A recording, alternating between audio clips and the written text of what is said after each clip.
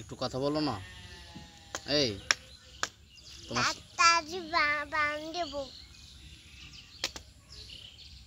এই যে এরা কথা বলতে চায় তোমার সাথে, এই কথা বলতে চায়। সবাই বলছে যে আয়ান কেমন আছে, তুমি বলো আলহামদুলিল্লাহ আমি ভালো আছি। বলো বলো আল বলো আল আলহামদুলিল্লাহ। বলো আল আলহামদুলিল্লাহ। না ওইরকম করো না, আমাকে লাগবে তো। বলো আলহামদুলিল্লাহ।